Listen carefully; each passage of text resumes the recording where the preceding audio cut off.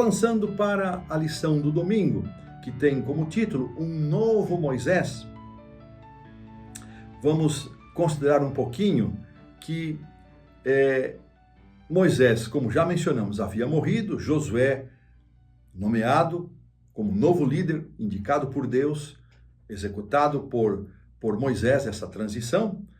Eles receberam, ambos, uma missão divina de conduzir o povo à terra prometida aos seus antepassados. E nisso, os dois personagens guardam uma relação. Eles têm uma relação de proximidade por conta desta missão. O detalhe é que Moisés começou o trabalho que Josué deveria terminar. Esse trabalho, originalmente dado a Moisés, agora foi confiado a Josué. E, irmãos, nesse momento da história, a promessa de Deus de que ele levantaria um profeta semelhante a Moisés, apresentada em Deuteronômio 18:15, ainda era uma possibilidade.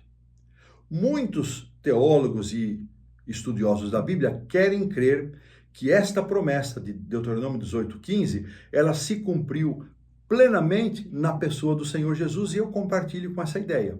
Mas outros profetas vieram, outros grandes homens como Samuel, Elias e tantos, Jeremias, Isaías, Daniel, tantos outros grandes profetas surgiram. Mas o cumprimento pleno dessa profecia se deu na pessoa do Senhor Jesus.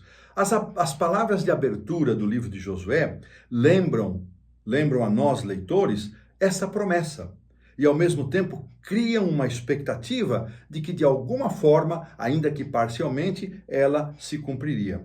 Embora Moisés tivesse morrido, já não estivesse mais entre o povo, eu achei muito interessante isso, irmãos. Moisés ainda ocupa boa parte do primeiro capítulo de Josué. 10 vezes, e eu fiz questão, estou com a minha Bíblia aberta aqui, 10 vezes vai aparecer o nome de Moisés no capítulo 1 de Josué, ao passo que o próprio nome de Josué, autor do livro, vai aparecer apenas 4 vezes. Uma coisa interessante é que Josué, ele levaria uma vida inteira de serviço e obediência a Deus para que, ao final, ele pudesse receber o título de servo do Senhor, porque antes, e aqui mesmo nesse capítulo, ele é chamado de auxiliar de Moisés. Isso me fez lembrar um ancião que trabalhou comigo no primeiro ano de ministério. Eu era muito novo, solteiro, sem experiência. A igreja querida do Jardim dos Oliveira me acolheu com tanto carinho, mas um dos anciãos, já de larga experiência, ele tinha dificuldade de me chamar de pastor. Ele só me chamava de o jovem. Lá pelo mês de julho, depois de um semestre trabalhando, ele começou a me chamar de jovem pastor. Eu nunca me aborreci com ele, nunca me indignei com ele. Eu entendia os motivos dele e, de certa maneira, ele estava certo, era um jovem mesmo. Mas para ele, depois eu me tornei um jovem pastor. E no final daquele ano, quando eu assumi outras responsabilidades, não mais naquela igreja, então ele finalmente me reconheceu e me chamou de pastor. Então, fico pensando na experiência de Moisés. Isso aconteceu comigo por um ano. O Josué foi praticamente uma vida inteira, ainda tendo a marca nele identificadora como um auxiliar de Moisés, mas ao longo da sua vida ele foi se fortalecendo, ele foi confiando no Senhor, foi sendo um servo fiel e obediente, até que lá no final do livro ele recebe o título de servo do Senhor, honroso título por sinal.